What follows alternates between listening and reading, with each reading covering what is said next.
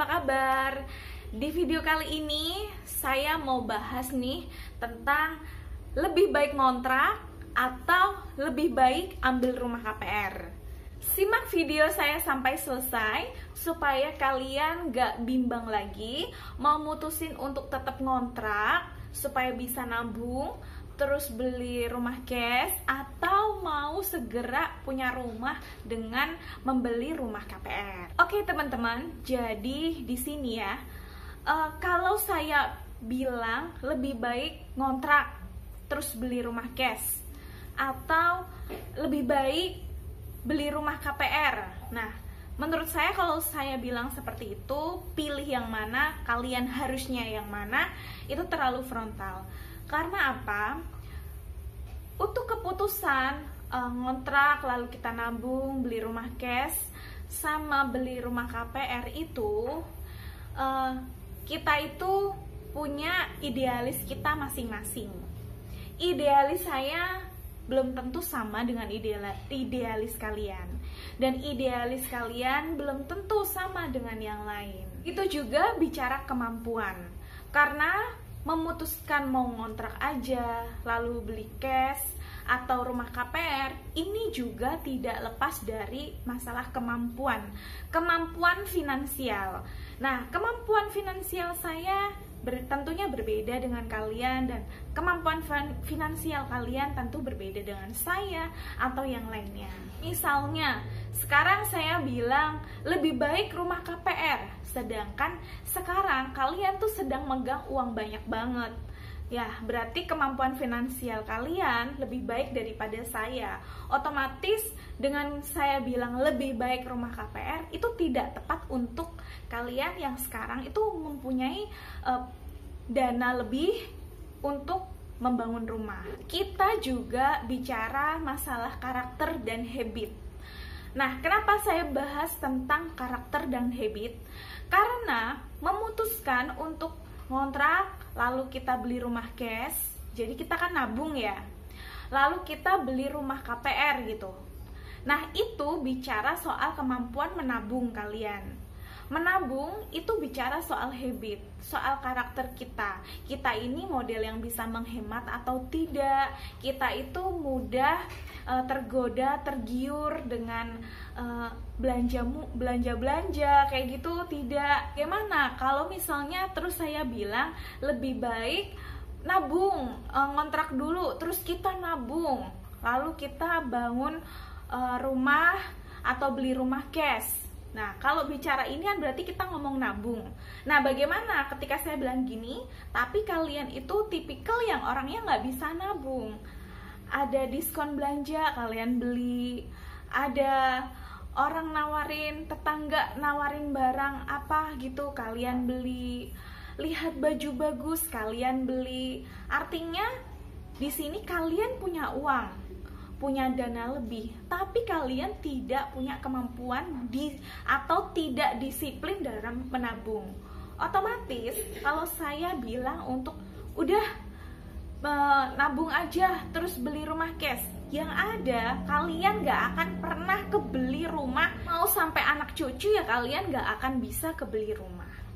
Jadi bicara soal lebih baik yang mana, itu kita tidak bisa mendengarkan orang lain, tetapi kita harus kembalikan ke diri kita sendiri dan kita timbang. Arti hal apa saja yang perlu dipertimbangkan? 1. Kemampuan finansial. 2. Karakter kalian, habit kalian gimana, bisa nabung atau tidak. Lalu yang ketiga, kalian ini sudah berkeluarga atau belum. Yang pertama, bicara kemampuan finansial.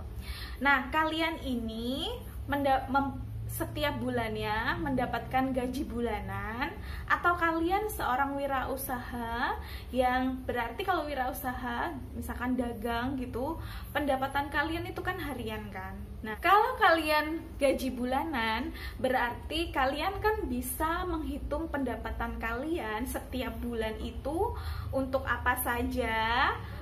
Dari pendapatan kalian dipotong kebutuhan pokok, makan, kebutuhan sekolah dan lain-lain gitu. Terus ada sisa tidak?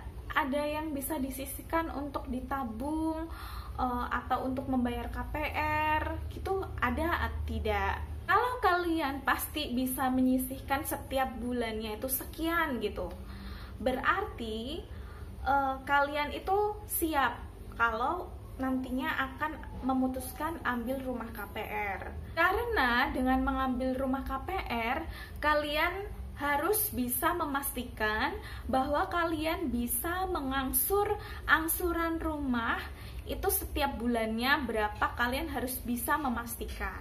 Namun berbeda jika kalian tuh pendapatannya harian, dagang gitu. Otomatis hari ini bisa ramai, besok sepi, besoknya seminggu ramai, selanjutnya berapa hari sepi gitu kan. Berarti kalian tuh kan nggak bisa secara pasti bahwa setiap bulan itu kalian bisa ngumpulin uang berapa. Mungkin kalau usaha kalian sudah skala besar, artinya kalian bisa menyisihkan berapa persen dari keuntungan kalian per bulannya. Berarti mungkin kalian bisa memutuskan untuk ambil KPR atau membangun rumah, nabung sedikit demi sedikit untuk ambil rumah KPR gitu kan. Tapi kalau kalian itu pendapatannya itu tidak tetap, terus keuntungan kalian dari usaha itu belum begitu besar, saran saya jangan ambil rumah KPR. Takutnya saat usaha kalian itu sedang tidak terprediksi, dalam arti saat jatuh gitu, kalian terjebak karena kalian sudah ambil rumah KPR. Kecuali memang kalian tuh merasa yakin bahwa setiap bulan aku bisa kok segini, jadi aku bisa kok kalau bayar KPR sekian gitu, bisa, itu gak apa-apa. Lalu yang kedua, kita bicara soal habit kita, karakter kita bisa nabung apa enggak. Bicara soal nabung bukan berarti kalau orang yang nggak punya uang pasti nggak bisa nabung, atau orang yang punya banyak uang pasti bisa nabung. Tidak seperti itu, karena nabung itu soal niat, soal kedisiplinan. Meskipun pendapatan kita sedikit, kalau kita niat untuk nabung, pasti kita akan memperkecil pengeluaran kita yang mungkin tidak begitu penting. Pokoknya kalian berusaha untuk bisa nabung, pasti kalian bisa nabung meskipun pendapatan kalian tuh tidak begitu banyak. Tetapi mungkin kadang orang tuh pendapatannya banyak, keuntungan banyak dari usaha, tapi karena dia tuh modelnya tuh mudah tergiur. Ada tetangga datang nawarin apa, beli dong kak, bantuin dong biar aku bisa ngejual ini gitu, terus tergiur, akhirnya beli gitu. Terus kita kadang jalan-jalan ke mall, ke pusat perbelanjaan gitu, terus lihat barang bagus, baju bagus, tas bagus, sepatu bagus, terus kita beli. Walaupun kita udah berpikir bahwa aku mau nabung bulan ini, tapi karena kalian gak disiplin, gak komitmen dengan niat kalian menabung, ya gak akan pernah bisa nabung. Nah, tipikal-tipikal yang seperti ini itu kalau misalkan disarankan orang untuk udah nabung terus beli rumah cash atau bangun rumah, dia nggak akan pernah bisa nabung dan nggak akan pernah bisa kebeli itu rumah. Nah, orang yang seperti ini itu biasanya kalau sudah ditekan, dia baru bisa nabung dan dia baru sadar. Misalnya kalau misalnya kita ambil rumah KPR, mau nggak mau kan setiap bulan kita harus bayar angsuran. Kalau terlambat ada denda, kalau terlambat dapat peringatan. Nah, ini kan berupa kayak tekanan-tekanan ya untuk bisa menyisihkan uang. Nah, tipe kalau orang yang seperti ini punya pendapatan lebih tapi nggak bisa nabung, ambil rumah KPR seperti ini adalah cara supaya dia bisa tercapai impiannya punya rumah. Lalu yang ketiga, bicara soal kalian sudah berkeluarga atau belum. Nah, bicara soal berkeluarga atau belum, berarti kita itu berpikir tentang prioritas keluarga. Misalnya kita punya anak, sudah punya anak ya, kita akan berpikir si anak ini, bicara anak itu kita ngomong sekolah, kita ngomong kenyamanan hidup, kita ngomong kestabilan kondisi keluarga. Dengan kita menyegerakan punya rumah, terus kita tinggal di rumah, otomatis anak ini tidak akan berpindah-pindah sekolah karena sudah menetap ya di rumah itu. Lalu pasti akan lebih nyaman karena kita tuh sudah terbentuk lingkungan dalam perumahan, dalam rumah itu, dengan lingkungan, terbentuk komunitas, ada kegiatan ini, kegiatan itu, waktu itu terbentuk, komunitas terbentuk, lingkungan terbentuk. Dengan begitu ada kestabilan keluarga, dan keluarga itu akan merasa nyaman dalam menjalani hidup.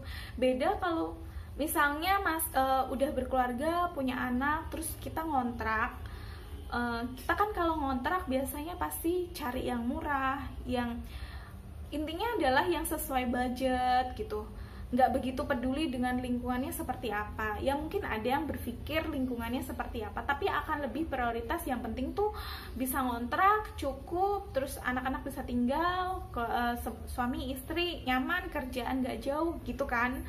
Pokoknya ya sedapatnya gitu.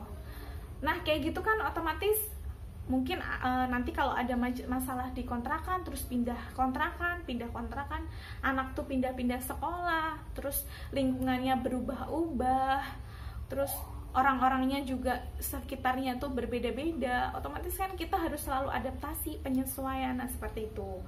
Pasti kalau sudah berkeluarga dan punya anak, dia akan berpikir untuk kenyamanan anak, keluarga itu seperti apa. Nah mungkin yang seperti ini menyegerakan punya rumah itu akan lebih baik. Tapi kalau ada beberapa keluarga yang enggak, pokoknya mau cash aja, ya tidak apa-apa. Itu tergantung prioritas dari keluarga itu, tujuan hidupnya apa, arahnya mau kemana, dan idealisnya dia dalam membentuk keluarga itu bagaimana. Jadi itu berbeda-beda dengan orang yang masih single gitu ya. Karena kan dia hanya berpikir dirinya sendiri, nggak akan mikir yang lain-lain. Otomatis kalau dia masih ngontrak dengan kondisi lingkungan yang seperti ini gitu, dengan kondisi yang ala kadarnya, pasti nggak masalah. Jadi misalkan mau ngontrak yang murah, yang pokoknya bisa nabung dan bisa kebeli rumah cash, itu nggak masalah. Tapi kalau dia mau KPR juga nggak apa-apa, karena kan mumpung belum ada tanggungan. Kalau kita bisa nabung, rajin, disiplin, dan bisa kebeli rumah, itu sangat baik. Karena kalian itu artinya nggak dirugikan oleh bank. Karena kalau KPR itu, bunga yang kita bayarkan ke bank itu cukup besar.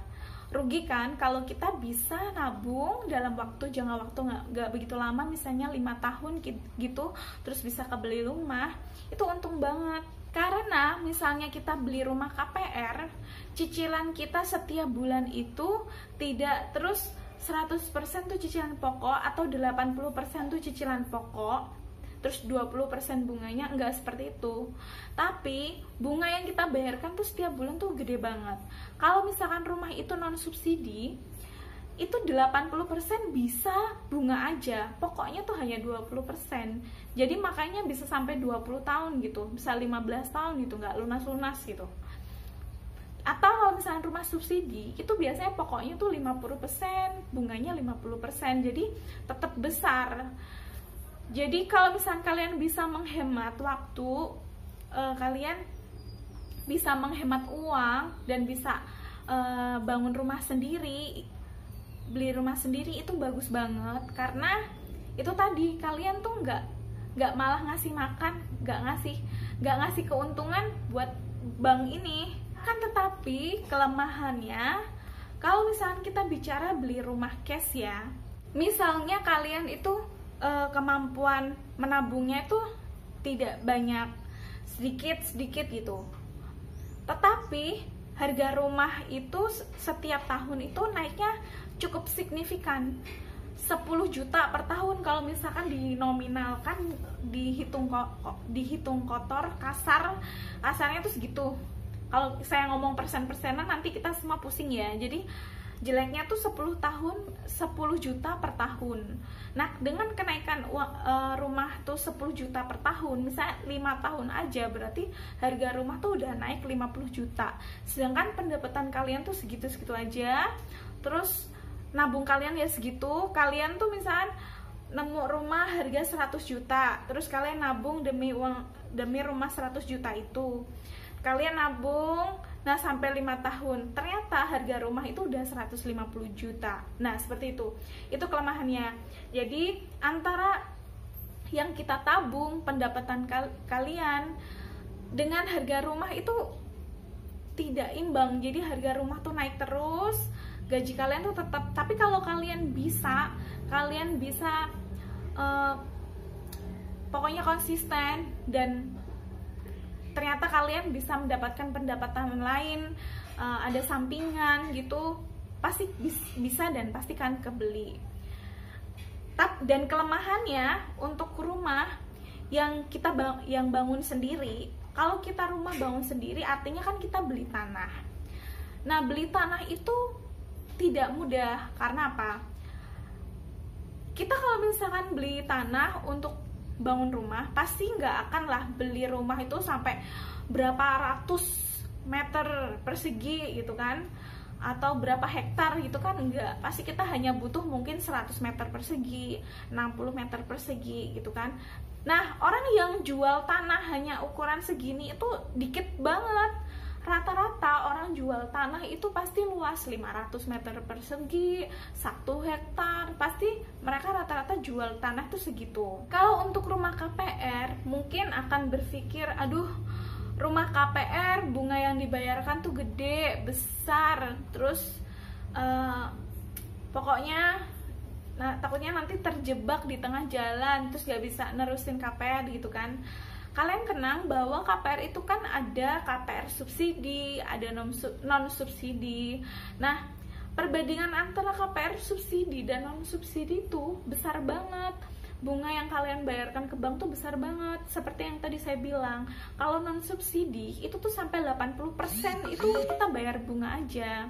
Tapi kalau subsidi itu tuh yang pokok yang kita bayarkan tuh besar, bisa 50%, bisa lebih dari 50%, karena bunganya memang disubsidi oleh pemerintah. Jadi saya rasa kalau rumah KPR subsidi itu tuh cukup terjangkau dan kalian tuh tetap untungnya gini, kalian ngontrak, bayar rumah buat kontrakan itu akhirnya bukan jadi milik kalian. Sedangkan kalau KPR subsidi itu kalian tuh bayar setiap bulan sekian dan pada akhirnya akan jadi rumah kalian. Dan karena cicilan rumah subsidi ini kecil, pastilah sama seperti kita ngontrak. Sekarang kan ngontrak rata-rata 700.000 per bulan ya. Sedangkan rumah subsidi itu 900 per bulan itu ada. Jadi kan lebih baik 900.000 per bulan untuk rumah kalian sendiri daripada 700.000 per bulan untuk rumah kontrakan, ya kan? Lalu bicara soal riba. Seandainya teman-teman ini mengamini bahwa KPR ini riba, ya sudah, jangan ambil rumah KPR. Mungkin sekarang kalian mengamini bahwa riba itu KPR itu riba. Tapi habis itu ngelihat teman-teman kalian, lingkungan kalian itu bisa beli rumah dari KPR, akhirnya sekarang mereka nggak bingung karena mereka bisa ngejalanin angsuran KPR. Terus kalian akhirnya terbesit, apa akhirnya aku KPR aja ya? Ya jangan, nggak usah. Kalau kalian itu mengamini bahwa itu riba, ya sudah. Karena begini, saya punya sebuah kisah. Saya punya teman, saat itu dia mengamini bahwa KPR itu riba. Tapi akhirnya karena melihat lingkungan teman-teman semua itu kerabat pada ambil rumah KPR, akhirnya dia berpikir, apa ambil rumah KPR aja ya, tapi ambil KPR yang syariah gitu. Nah, berarti kan dia tuh berbelok dari keyakinan dia. Dan akhirnya dia ambil rumah KPR, dan setelah setahun dia menjalani rumah KPR itu, gaji dia tuh naik drastis. pendapatannya. Nah, kalau misalnya pendapatannya yang udah naik drastis itu, dia kumpulin cuman 3 tahun aja, itu dia udah bisa beli rumah cash. Nah, itu tadi. Karena bagaimanapun, kalau kita punya keyakinan dan kita itu kuat dengan keyakinan kita, pasti ada jalan. Bagaimanapun caranya akan ada jalan. Dan kita berdoa kuat begitu, ya pasti ada jalan untuk bisa kebeli rumah. Jadi buat teman-teman yang bingung, sebaiknya tuh kita ngontrak terus nabung, beli rumah cash atau KPR aja. Kalian gak usah bingung, karena bagaimanapun kalian harus menimbang itu secara realistis, kondisi keuangan kalian, kemampuan finansial kalian tuh kayak apa, kemampuan menabung kalian tuh seperti apa. Itu ya udah, kalian disiplin aja, pasti akan kebeli juga. Tapi buat kita yang nggak bisa nabung, nah seperti saya nih, saya tuh nggak bisa nabung. Ya jangan memaksakan diri untuk nabung terus beli rumah cash, karena ujungnya bakalan nggak akan pernah punya rumah gitu. Nah, buat kalian yang meyakini saya mau nabung beli rumah cash, tinggal kalian pelajari gimana sih caranya biar saya bisa nabung dan segera bisa beli rumah, membangun rumah seperti apa. Kalian tinggal pelajari aja. Mungkin dengan menambah pendapatan kalian, bekerja sampingan, usaha sampingan, otomatis itu akan menambah tabungan kalian. Bicara nabung seperti apa yang efektif. Nah, kalian bisa coba itu nabung emas bagaimana, karena nabung emas itu terbukti itu adalah cara yang paling ampuh untuk meningkatkan tabungan kalian. Kalau kalian itu tabungan kalian genggam sendiri, sedangkan barang-barang rumah itu semua itu mengikuti inflasi, jadi nilai mata uang makin turun, itu kalian nggak akan bisa menyesuaikan harga kenaikan rumah itu.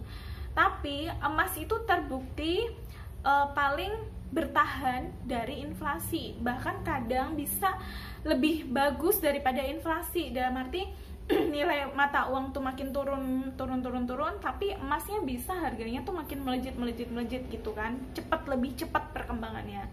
Jadi mungkin kalian bisa pelajari bagaimana tentang menabung emas ini. Jadi demikian teman-teman penjelasan saya. Di sini saya tidak mempengaruhi kalian untuk begini saja atau begini saja, tapi saya hanya membantu kalian bagaimana cara menimbang, mengukur kemampuan kalian. Baik kalian ambil rumah KPR atau nabung dan beli rumah cash atau bangun rumah sendiri. Nah, seperti itu. Semoga informasi penjelasan saya jelas, bermanfaat. Terima kasih buat kalian yang udah nonton. Jangan lupa klik like kalau kalian suka, komentar kalau ingin bertanya, dan subscribe, tekan tombol lonceng supaya kalian selalu dapat notifikasi berita informasi terbaru dari saya. Terima kasih.